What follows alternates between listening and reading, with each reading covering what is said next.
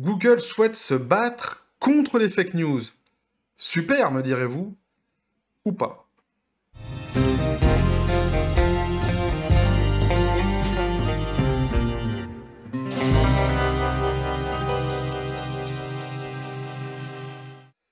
Et petit café les copains, voici donc une information qui était passée un petit peu sous les radars, hein. Personne n'en parle vraiment, mais moi ça m'a interpellé.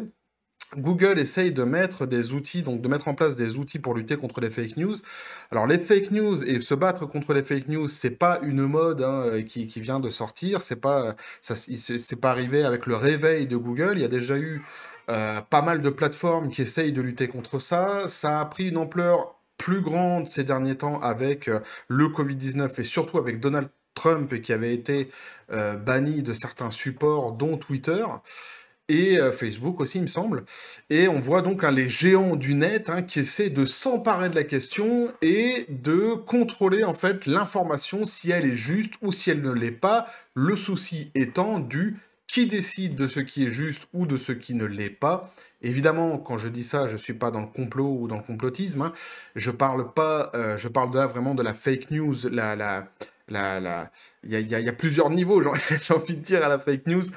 C'est sûr que le type qui vient chez toi et qui te dit qu'il a lu dans un bouquin et qui te ramène le bouquin, ou alors qu'il a lu sur un article qu'on est contrôlé par des Sumériens qui sont mi-hommes, mi-lézards et mi-belettes par derrière, évidemment, là, au niveau de la fake news, on a passé un cap, on a passé un palier. Hein.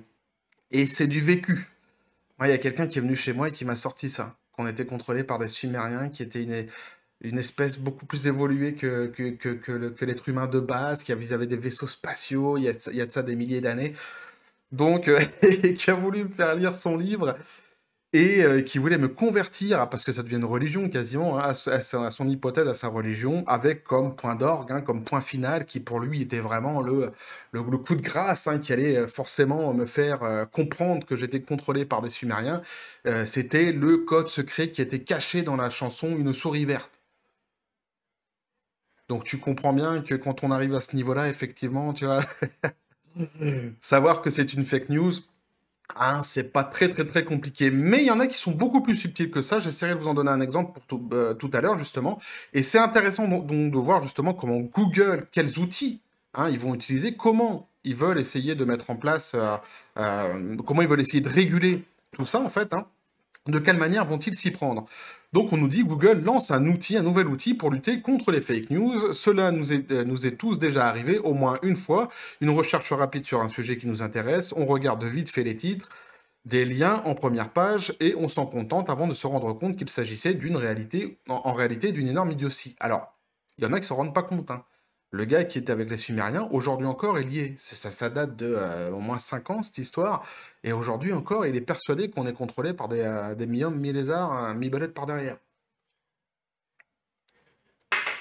J'ai pas réussi à lui faire comprendre que que c'était complètement débile ce qu'il me disait. Hein. Bon, enfin bref, ça le concerne. Donc, dans certaines circonstances, l'information va si vite qu'il n'existe pas encore de source fiable.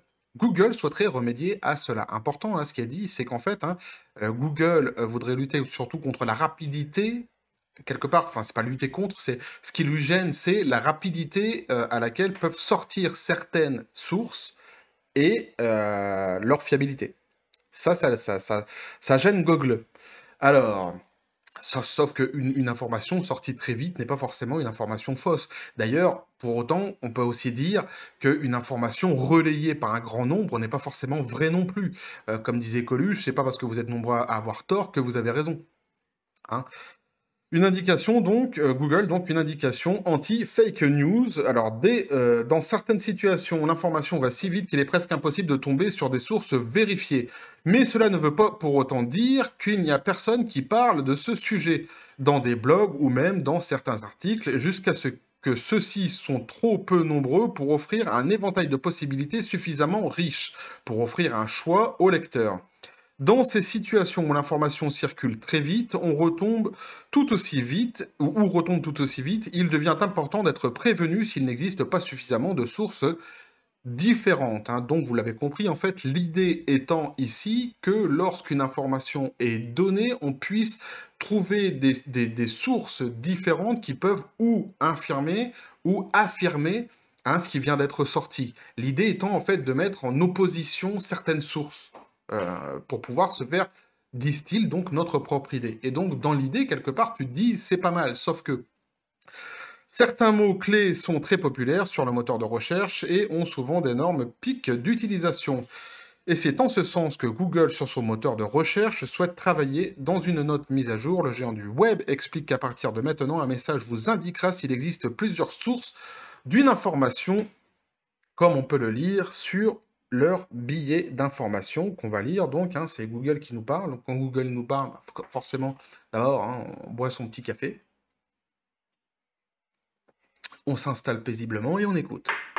Parfois, les informations fiables que vous recherchez ne sont pas encore en ligne. Cela peut être particulièrement vrai pour les dernières nouvelles ou les sujets émergents, lorsque les informations publiées en premier peuvent ne pas être les plus fiables. Alors, ça, c'est un souci qu'ils ont notamment, justement, sur lequel ils essaient de se battre, notamment à cause du Covid-19. L'information et la désinformation. C'est quelque chose sur lesquels ils essaient de se battre. Et en fait, c'est quelque chose que beaucoup de pays aujourd'hui reprochent, que ce soit à Google ou à Twitter, c'est de laisser l'information se diffuser, et c'est pas toujours une information que les États ont envie de communiquer. Il y a encore une fois aucun complotisme dans ce que je suis en train de dire. Je dis juste que l'information dans les pays sont pas tous les mêmes. Ce que tu vas dire en France, ce qui va être dit en France sur un sujet donné, notamment par exemple sur le Covid, cette information va pas forcément être la même. C'est bizarre, mais c'est comme ça. Par exemple, en Asie, là où moi je suis, je vais vous donner du coup, je vais vous donner un exemple. Je vais finir l'article qui est là, enfin, le petit passage de Google, et je vais vous donner un exemple. Alors, pour vous aider, nous avons formé nos systèmes à détecter lorsqu'un sujet évolue rapidement et qu'un éventail de sources n'a pas encore été pris en compte. Nous afficherons désormais un avis indiquant qu'il serait préalable de vérifier plus tard, lorsque plus d'informations provenant d'un plus large éventail des sources pourraient être disponibles. Donc, je vais revenir sur ça. Je vais revenir sur ce qu'ils ont dit là. Avant, je vais vous donner évidemment l'exemple de ce que je disais tout à l'heure pour montrer que je suis pas, hein, c'est pas délirant ce que je dis. Dans l'information, voilà. Alors le souci, c'est ça, c'est ce que je disais, c'est que les États essaient en ce moment de contrôler un peu la communication qui est faite, même beaucoup la communication qui est faite, notamment sur le Covid et sur les campagnes de vaccination. L'idée étant ici de, je suis pas là pour vous dire ce qui est bien ou ce qui est mauvais, hein, c'est pas ça, hein. Je parle juste de l'information et de sa diffusion. Et évidemment, on voit que dans certains pays, je disais, la communication n'est pas la même que dans d'autres. Je vais vous donner donc un exemple.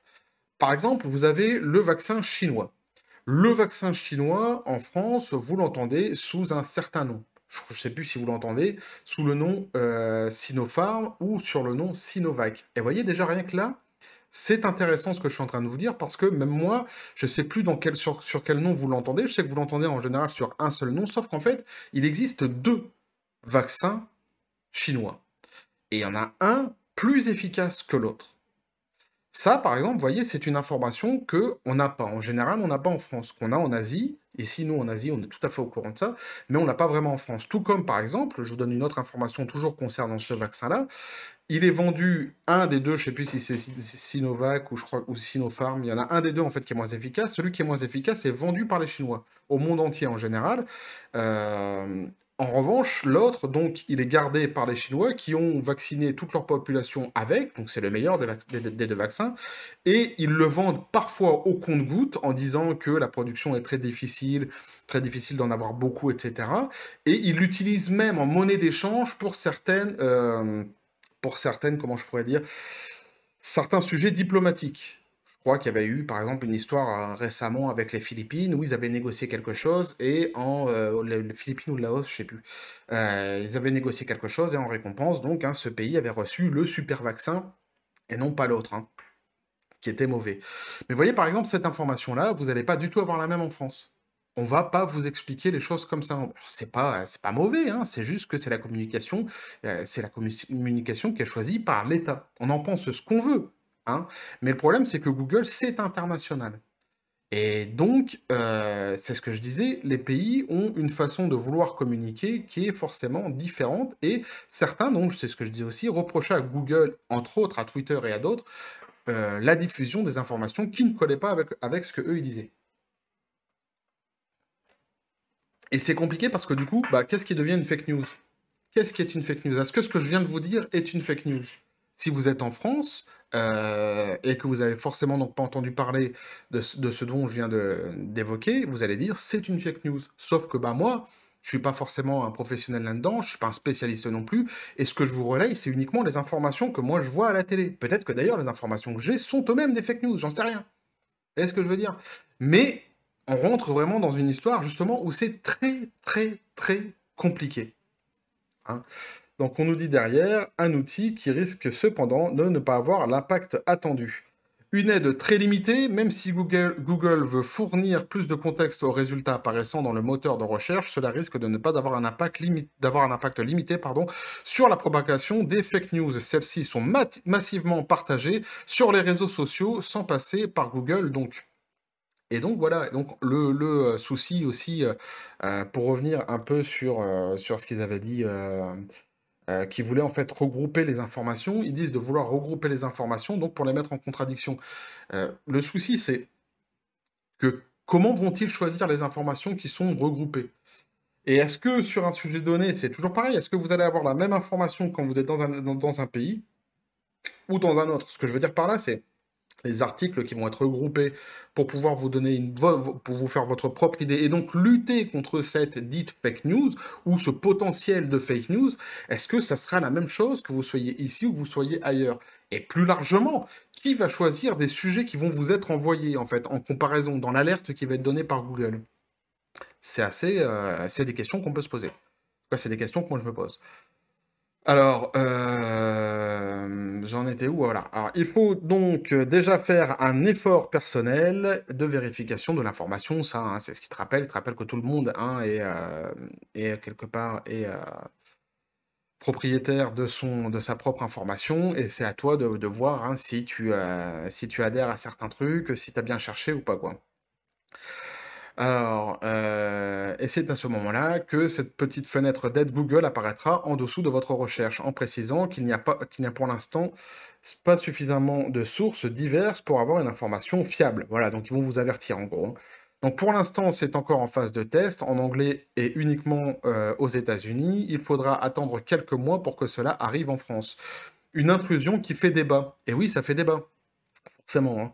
Si pour l'instant Google se limite à expliquer uniquement qu'il y a peut-être encore pas suffisamment de sources pour l'information que vous cherchez, certains ne voient pas d'un très bon œil que les grands groupes privés, pardon, les GAFAM, hein, s'arrogent le droit de dire ce qui relève de l'information fiable ou de la fake news. Même en France, l'outil Décodex du Monde fait débat. C'est un peu ce que je disais, c'est que c'est eux qui vont décider de ce qui est bon ou de ce qui ne l'est pas. Alors là, ici, on voit par exemple hein, avec Trump, hein, c'est ce que je disais, qui avait été lui aussi, qui s'était donc fait ban.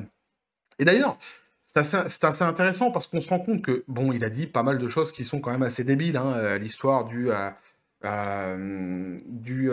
comment c'était déjà? De l'eau de Javel, ouais, qu'il faut boire, ou je sais plus quoi, le produit qu'il faut boire pour pouvoir se désinfecter l'intérieur. Bon, c'est sûr, on n'est pas dans le génie hein, quand il dit ça, mais ça se trouve, c'était du second degré, tu vois, aussi, c'est pareil, ça a été tourné en épingle, on n'en sait rien. Moi, je suis pas américain, je suis pas anglais, j'étais pas là à la conférence de presse qu'il avait donnée, et ça se trouve, c'était une blague, hein, ça se trouve, si ça avait été sorti par Obama, ça se trouve, les gens, ils auraient rigolé, ils auraient applaudi, ils auraient appelé Bill Cosby, hein. Peut-être pas le bon exemple, Bill Cosby, mais tu m'auras compris dans l'idée, quoi. Ou Will Smith, quoi, le prince de Bel-Air. Mais, mais pour nous, hein, donc Bill Cosby, Will Smith en tant qu'humoriste, hein, pour faire un parallèle avec la France, la gaffe, super humoriste, par exemple. Donc, voilà, donc c'est quand même assez compliqué. Et en plus, c'est ce que je disais, donc dans tout le marasme hein, qu'il avait sorti, il avait pas dit que des conneries, Trump. Et en fait, on s'est rendu compte même après coup que certaines choses qu'il avait dit étaient totalement vraies. Et que les pays qui, quand il l'a sorti, disaient que c'était débile ce qu'il disait, finalement, ont fini par dire exactement la même chose plusieurs mois après. Et d'ailleurs, Biden est revenu sur certains des propos de Trump, les a pris pour lui, alors qu'à l'époque, sur certains propos de Trump, on disait que c'était faux ce qu'il disait, et aujourd'hui, il les ressort et ça passe comme une lettre à la poste, il n'y a pas de souci. Mais ça, c'est un problème de politique, hein, ça ne nous concerne pas dans l'histoire, mais ce qui nous concerne, c'est que justement étaient rentrés en jeu tous les GAFAM, hein, et donc Twitter, etc. Et le souci, en fait, il est là, hein. Donc Twitter et Facebook ont également installé des dispositifs similaires sur leurs réseaux sociaux. Vous avez tous vu le message de Facebook apparaître sous chaque publication parlant du Covid-19 et Twitter avait la polémique en réduisant au silence l'ancien président de la République américaine Donald Trump, c'est ce que je disais donc, hein. Le mieux sera donc toujours de ne pas se fier à une seule source d'information.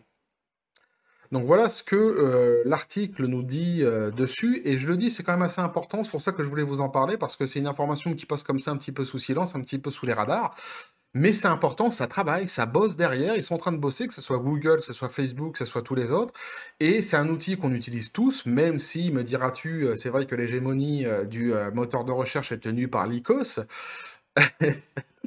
évidemment je blague, eh bien c'est quand même un outil qu'on utilise tous, Google, hein, que ce soit Google, que ce soit YouTube, que ce soit Twitter, Facebook, il y a des millions de personnes qui l'utilisent, et encore plus Google, j'ai envie de dire que leur hégémonie à eux est vraiment qui est ancrée, hein. Tous ceux qui ont essayé de se battre contre Google et de sortir leur propre moteur de recherche, en général, se sont cassés la gueule.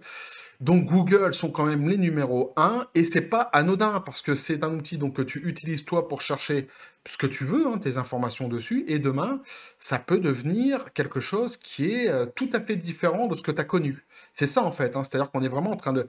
Pour moi, on est vraiment en train de basculer dans quelque chose de tout à fait nouveau. Il y a un contrôle qui est en train de se faire qui est, à mon sens, hein, tout à fait inédit, tout à fait nouveau, et qui s'est révélé, qui est arrivé avec le Covid-19 et les informations qui sont sorties sur le Covid-19.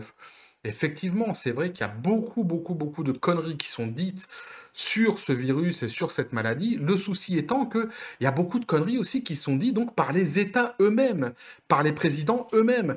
J'étais avec ma fille la dernière fois, je regardais les informations en France, et même elle, elle a 11 ans, même elle avait relevé qu'il y avait des incohérences dans ce que le président de la République française disait. C'est-à-dire qu'on avait une information juste avant, et lui, il nous disait l'inverse juste après. Je crois que l'information, ou c'était l'inverse plutôt, c'est-à-dire que lui, il avait commencé le président en disant, en parlant du variant Delta, et il disait, il n'est pas plus dangereux, il n'y a pas plus de problèmes avec, et ceux qui avaient le vaccin, en gros, il disait, ne le chopez pas. Il est revenu après sur ses propos en disant en fait non, ils le chopent mais ils n'ont pas de problème. Mais à la base, donc il avait dit il ne chopait pas. C'était le vaccin était efficace, hein, contre le fait de recevoir donc le virus. Et en fait, juste après, en zappant, changeant de chaîne, on avait une information qui nous disait en Israël, les gens qui avaient été vaccinés donc par Pfizer, donc le meilleur des vaccins qui existent actuellement, avaient chopé le variant Delta. Et donc ma fille, elle me disait, bah en fait, il ment, le président, il ment. Et il le sait, il est forcément au courant puisqu'il est président. Donc il ment, sciemment à la télé. Et elle a raison. Alors après, il revient sur ses propos dans une autre interview et dit non, en fait, c'est pas ça, c'est parce qu'en fait, il n'y a pas de forme grave. Mais les mots qui ont été lâchés, même un enfant de 11 ans l'a compris, quoi, quelque part, tu vois. Et quelque part, j'ai envie de dire, c'est idiot de mentir sur des trucs comme ça. C'est mieux de... je sais pas, en fait, ce qu'ils essayent de cacher, de ce qu'ils essayent de développer, hein, en racontant des garlousettes sur des détails comme ça, sur des trucs qu'on peut tous voir, d'autant qu'on nous dit par exemple, hein, il n'est pas plus dangereux, en parlant par exemple du variant Delta. Moi qui suis ici en Asie, on nous dit il est beaucoup plus dangereux. Tu vois, je comprends pas en fait. Enfin, c'est pas que je comprends pas, il y a, il y a des informations qui circulent justement donc sur le Covid-19, qui sont des fake news terribles propagées par des gens qui sont pas du tout des professionnels ni des spécialistes à la base. C'est vrai. Il faut faire très attention, mais il y a aussi des conneries qui sont racontées et gagneraient à nous dire la vérité finalement, hein, à nous dire tout simplement ce qui se passe réellement, hein. On n'est pas plus con que les autres, on peut comprendre très bien, et ma foi, si c'est dangereux, bah c'est dangereux, si ça ne l'est pas, ça ne l'est pas. Vous voyez, c'est un peu compliqué, donc c'est dans ce sens-là que je voulais vous parler de ce qui est en train de se passer, parce que il y a une espèce de contrôle qui est en train de se faire, qui à mon avis, hein, pour moi, c'est on bascule vers quelque chose qui n'existait pas avant. Google, c'était pas ça. Google, ça va devenir quelque chose d'autre. Et qu'est-ce que ça va être? Peut-être que ça va être super, peut-être que ça va être vraiment bien. Tu vois, et je suis pas en train de jeter de l'opprobre immédiatement sur l'initiative, qui pour moi, à la base, est une bonne initiative. Vouloir lutter contre ce qui est faux, c'est très bien, c'est une très bonne initiative. J'ai des doutes sur la fiabilité du projet, j'ai des doutes aussi sur l'intégrité de ceux qui le mettent en place, et quand on voit que ça peut être pris à des fins politiques, ça peut devenir un outil qui est quand même assez dangereux, je trouve. Donc voilà ce que je pouvais vous dire moi là-dessus les copains, n'hésitez pas à me dire ce que vous en pensez. N'hésitez pas donc à balancer des commentaires, un pouce, à vous abonner si le contenu vous a plu. Merci donc aux derniers abonnés d'ailleurs, ça fait super plaisir, on est de plus en plus nombreux. Sur ce, vous avez mon Twitter et mon Facebook aussi qui sont dans les descriptions des vidéos. On verra par la suite, on va essayer de suivre ensemble de toute façon hein, comment ça va se boutiquer, j'ai envie de dire, cette histoire-là. Hein, vous avez compris que j'étais pas là, je suis pas là pour dire ce qui est bien, ce qui est pas bien au niveau du vaccin, au niveau du virus, au niveau de tout ça. Là n'est pas la question, là n'est pas le sujet. Je ne fais que relever ce qui paraît, pour le coup, ne sont pas des fake news. Hein. Je ne fais que relever des faits et m'interroger sur la valeur de ce qui est en train de se faire, en fait, hein, tout simplement. Donc n'hésitez pas à me dire ce que vous en pensez. Sur ce, les copains, je vous dis paix et félicité, et que la force soit avec vous.